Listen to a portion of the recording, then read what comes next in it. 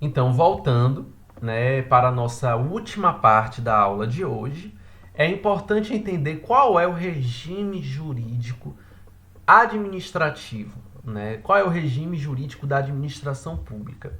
Então, para entender qual é o regime jurídico da administração pública, a gente tem que lembrar de quais são os princípios constitucionais que devem governar toda a atuação dos agentes públicos no desempenho das suas funções administrativas, assim como os próprios órgãos, as próprias entidades, né, que têm personalidade própria. Então, basicamente, né, nós temos dois princípios que são centrais para indicar o regime jurídico administrativo, né, da administração pública, que é o caso, né, do princípio da supremacia do interesse público sobre os interesses privados. Né? Esse princípio ele denota, né, o regime jurídico da administração pública, então permite, por exemplo, que haja uma intervenção, né, numa propriedade privada, né, que pode acontecer de diversas formas. Por exemplo, se o Estado ele aprova um projeto para construir uma ponte e essa ponte precisa passar, né, para ser construída, como foi o caso do Lago Serra da Mesa, né, que precisa desapropriar propriedades por interesse social, ele vai fazer. O que vai ser discutido na justiça não é se faz ou não a desapropriação, é o valor da indenização. Né? Se uma ponte é construída, né? Se um lago, né, artificial é construído, né? É disposto, e no caso você não concorda, paciência, você vai na justiça pedir uma indenização diferente, né, da que está sendo oferecida pelo Estado. E isso a justiça pode averiguar. Mas se faz ou não faz a desapropriação por interesse social, isso não é conversa, não é mérito, não é o mérito da questão. Né? Outras situações, a administração pública ela pode alterar, rescindir unilateralmente contratos que ela celebra, né? Se ela entender que não é mais necessário. Né? Então, isso decorre do princípio da supremacia do interesse público sobre os interesses privados. Né? Nós temos também, né, o princípio da indisponibilidade do interesse público. Então, o Estado ele não pode dispor, né? Veja, é um princípio, é uma questão que é ponderada, não é uma regra. Então, por exemplo, se alguém, um conjunto de pessoas, ocupa um terreno público, né, do município, do Estado, da União, com base nesse princípio, fundamenta-se as tentativas de reintegração de posse, né? Porque supostamente o Estado ele pode regularizar, poderia regularizar, né, aquela situação concedendo a posse, mas muitas vezes, né, interpreta-se esse interesse público reivindicando a propriedade absoluta pertencente ao Estado, né? No caso, o município, União, Distrito Federal. Então, todos esses princípios que eu falei, esses dois princípios que eu falei agora, ela tem aplicabilidade imediata. Não precisa de uma lei que regulamente, né, a supremacia do interesse público ou a indisponibilidade do interesse público. Eles produzem efeitos, né, não depende de uma lei formal para produzir seus efeitos e vincular a administração pública. Cabe à administração pública se orientar mediante esses valores, né, que estão elencados na doutrina, que estão elencados na jurisprudência. Né? Expressamente, o artigo 37, o caput do artigo 37, ele fala em 5 princípios, né? Como vocês podem ver. Né? Então, expressamente, são princípios da administração pública: a legalidade, a impessoalidade, a moralidade, a publicidade e a eficiência. São aqueles que estão expressos no caput. Então, quando eu falo, né, no princípio da legalidade, eu estou falando no caso da administração pública, eu estou falando na legalidade estrita. o agente público só deve realizar aquilo que está descrito na lei. E não fazer aquilo que não está, e não aquela permissão que está atribuído ao artigo 5º.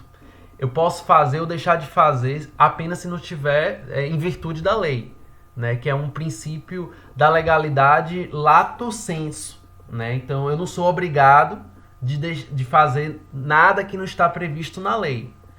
Os agentes públicos, eles trabalham dentro de uma perspectiva estrita.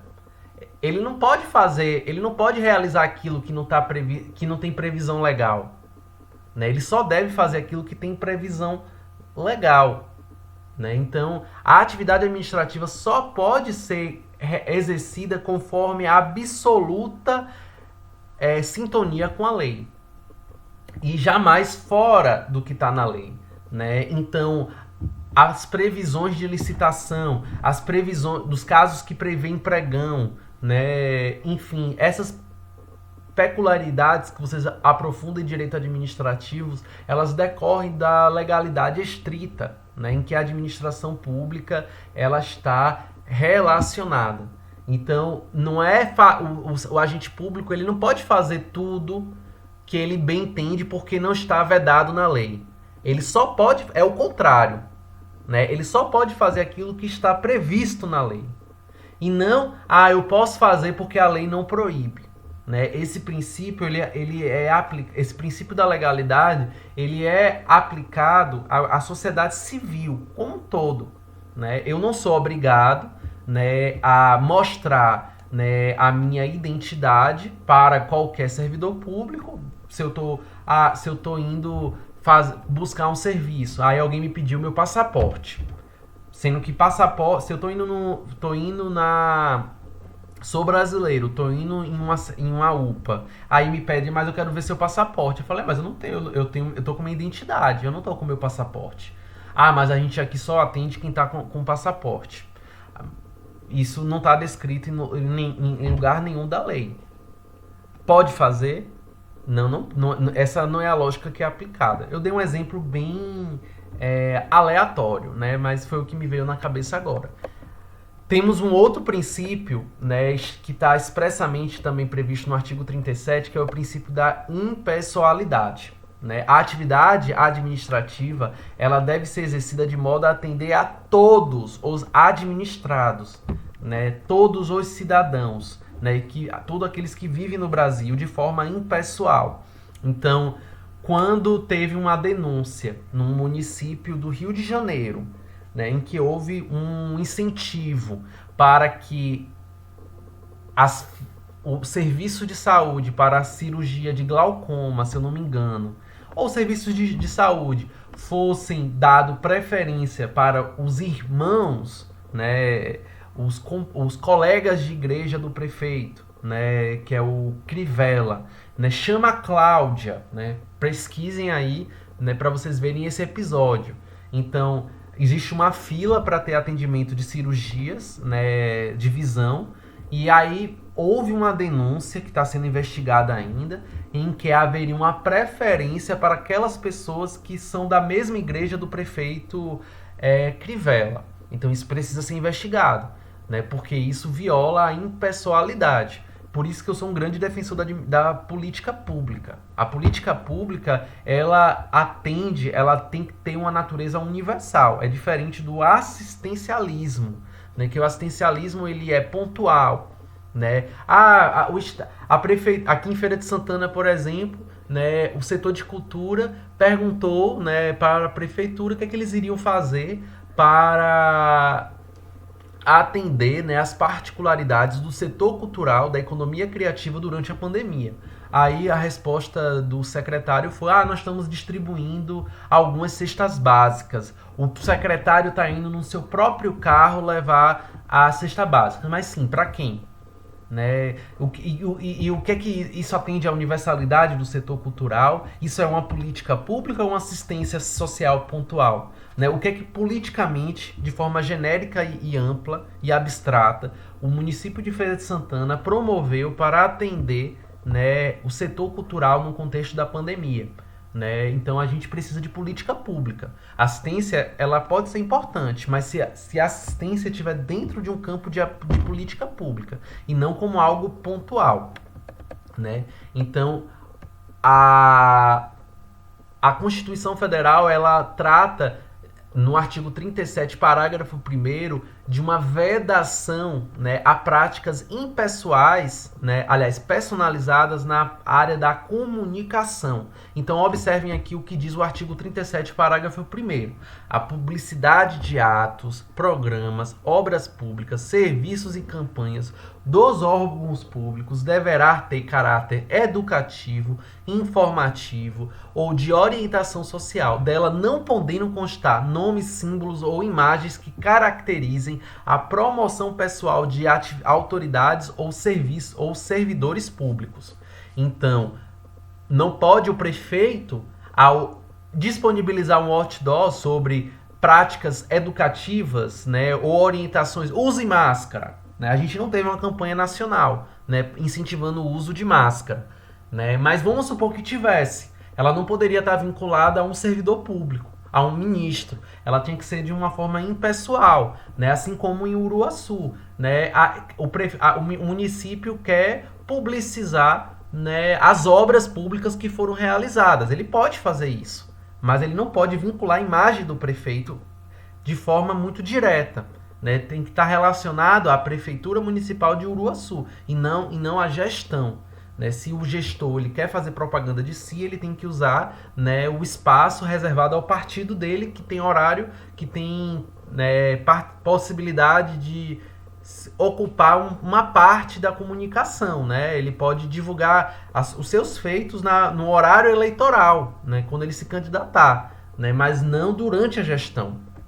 Né? Nós temos também, né, o princípio da moralidade, né, que é uma inovação da Constituição de 88, que não tinha antes, né, nas 6 anteriores constituições. Então, o que é que diz a moralidade? Né, o agente público, né, e aí tanto que exerce cargo eletivo quanto o servidor público, quando eu falo agente público, eu estou falando de uma forma ampla. Né, eu estou falando também do prefeito. O prefeito é um agente público. O secretário é um agente público. Né? O professor concursado é um agente público. Então, não é um mérito ser honesto, é um dever ser honesto. Né? Atuar com probidade, com integridade, né? Com respeito à coisa pública. Então, com decoro, com decência, boa fé, né, retidão, caráter. Então isso não é um mérito, né, ser honesto. Atuar com boa fé é uma obrigação. Eu desconfio, né, de todo aquele candidato ou qualquer servidor público que enalteça a sua honestidade, né, que enalteça a sua lealdade à coisa pública, à boa fé. Essas pessoas, elas estão querendo reafirmar o que é óbvio, né, que é um dever, é um pressuposto para ser agente público, para trabalhar na administração pública, e não uma plataforma política, né, de diferenciar, né, dos demais. Então, ela foi introduzida, né, esse ditame da moralidade não tinha antes, foi introduzida na Constituição de 88. Né? Então, a moralidade ela é um valor e um princípio extremamente aberto. Né, porque às vezes envolvem diferentes interpretações. Então, por exemplo, é moral que os servidores comissionados, os agentes públicos comissionados, devolva o valor do seu salário para o chefe de gabinete, para praticar atos, para promover ações de interesse, né, do mandatário eleito. Então, né, essa arrecadação interna, né, esse repasse interno do salário dos próprios, por exemplo, assessores de um gabinete de um vereador, ou de um deputado, ou de um senador, né, essa cota cobrada, né, de cada comissionado, e voltar para o vereador, o deputado, é moral, é imoral, né? Isso tem que ser interpretado, né, de acordo com os objetivos, né, que o nosso Estado deve cumprir, né, e que está descrito na nossa Constituição. Então, outro importante princípio é a publicidade, né? A atividade administrativa é um dever, não é um mérito também. Então, o portal da transparência, ela decorre desse princípio, né? O princípio da publicidade. Então, a atividade administrativa, ela deve ser transparente, visível, a fim de que o administrado tome conhecimento do comportamento do Estado, dos seus agentes públicos, né? Ela também decorre aqui, ó, do artigo 5º, inciso 33, né? Existem algumas exceções, né? E essas exceções são documentos que colocam em risco a soberania, a segurança pública. Mas, em regra, porque princípio é um valor, ela não é uma regra, né? Então, a maioria dos atos eles têm que ser publicizados, mas tem aqueles que podem não precisam ser publicizados, mas esses são exceções, né? Porque a regra é que haja uma publicidade, né? Que seja tornado público, né? E nós temos também, né, que foi incluído, né, pela Emenda Constitucional 19, então decorreu do Poder Constituinte derivado, né?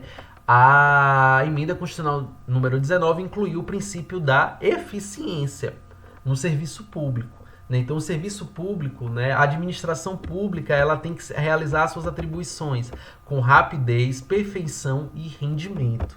Então, o investimento das receitas públicas, ela tem que ser realizado com eficiência, né, com perfeição. Então, é por isso, né, do decorrido da eficiência, que se exige, né, que o servidor público ele passe, né, por uma avaliação periódica de desempenho, né? Então, todos os serviços públicos, todos os servidores públicos, mesmo após o estágio probatório, ele deve passar por uma avaliação periódica de desempenho. Se pode questionar como é que está sendo feita essa avaliação. Quem está fazendo essa avaliação? Eu penso que seria interessante para melhorar o serviço público que houvesse mais prestação de contas dos servidores, dos agentes públicos para a população. Então, audiências públicas anuais, né, em que, por exemplo, a UEG prestando contas, a UEG local prestando contas para a população de Uruaçu quais foram os seus feitos, né, para a população também participar dessa averiguação. Isso é uma ideia que eu sempre tive, né? Ou a Justiça Federal, né? Enfim, o Poder Judiciário como um todo, fazer isso, prestar contas, não só internamente, mas externamente também, né? Então, observem aqui que a estabilidade ela é adquirida depois de 3 anos, né? Ela é adquirida depois de 3 anos, essa estabilidade.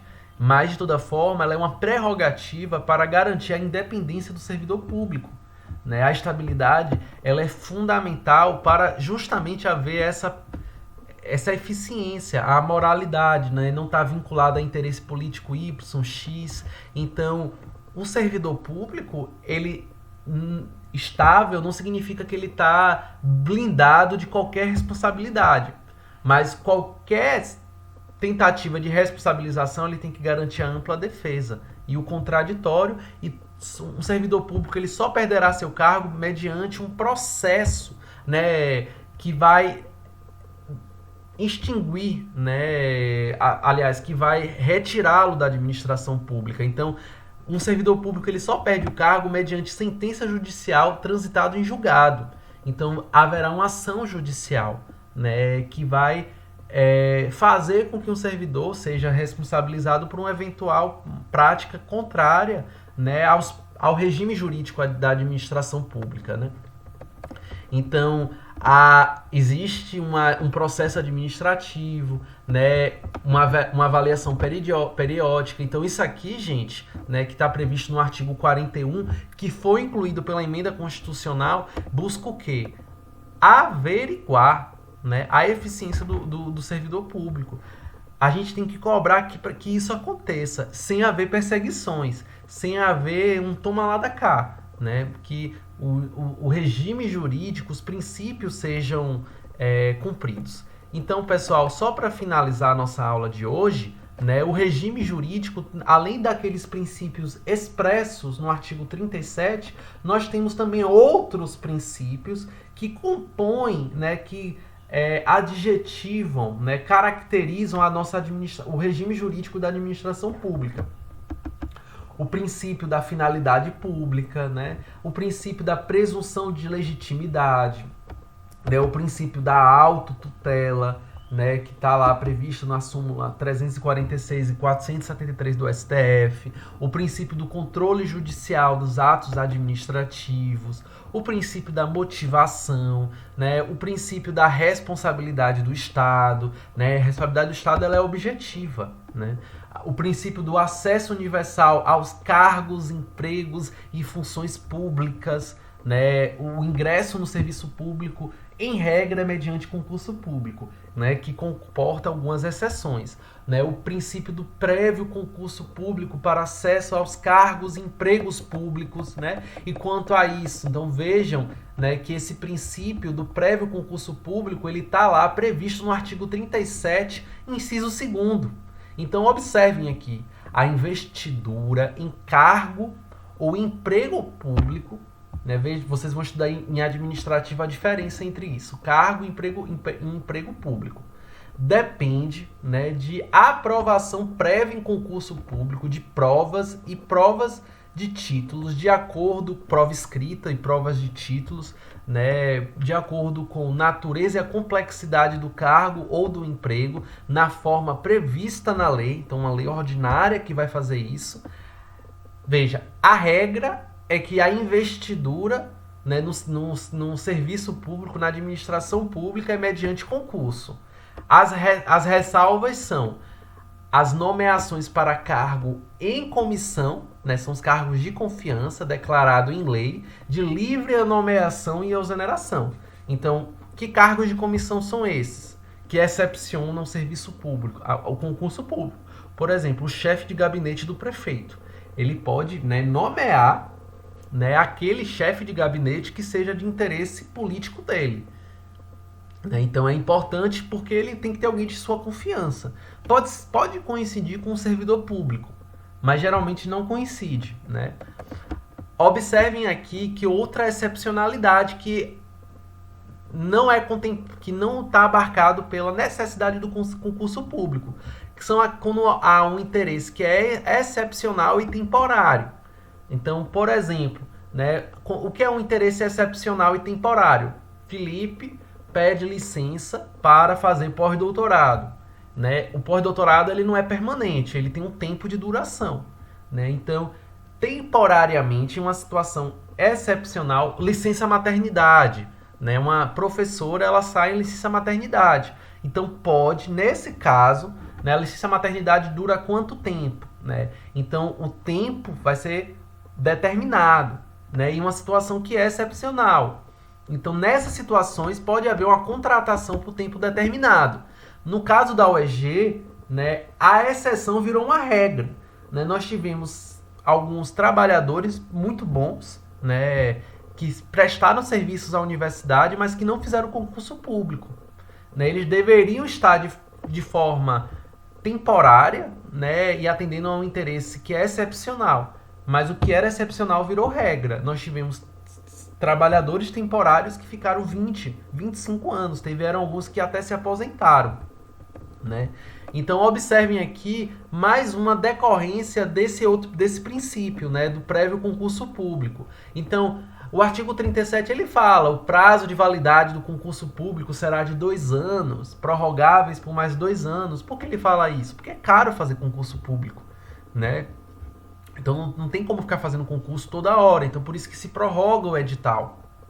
Né? Durante o prazo improrrogável, né? não pode fazer outro concurso. Ou caso faça, tem que dar preferência para quem foi aprovado anteriormente. Né? E não para o novo, né, candidato que foi aprovado. Né? E observem aqui, né, que é mais uma excepcionalidade para a investidura mediante concurso público. Né? As funções de confiança exercidas exclusivamente por servidores ocupantes de cargos efetivos e os cargos em comissões a serem preenchidos por servidores de carreiras, condições percentuais mínimos previstos em lei destinam-se apenas a atribuições de direção, chefia e assessoramento. Então, essas funções de confiança que acontecem mediante cargos comissionados, né? Então, um secretário. O secretário, por exemplo, uma professora concursada pode ser secretária de educação, mas não é obrigado, porque é um cargo de chefia. Né? Um assessor, o assessor do secretário, o assessor do prefeito, ele não precisa ser um cargo concursado, pode ser, mas o prefeito, né, o secretário pode pedir um assessor de fora do serviço público, porque veja, a excepcionalidade da investidura mediante concurso público, né, ela pode acontecer naqueles cargos de direção, chefia e assessoramento, mas tem que ter um percentual mínimo. Então não pode ser a maioria. Então, por exemplo, no Ministério da Educação, você tem os servidores de carreira, mas você também tem os servidores comissionados, né? E os comissionados, eles não podem ser a maioria do Ministério da Educação. Mas nos cargos que são, vejam, de direção, chefia e assessoramento, aí você pode nomear pessoas que não são do serviço público. Então, assim, pessoal, é uma introdução ao assunto da administração pública. Né? Esse assunto ele é aprofundado em direito administrativo, em que vocês também vão aprofundar, né, com as apresentações das equipes do seminário.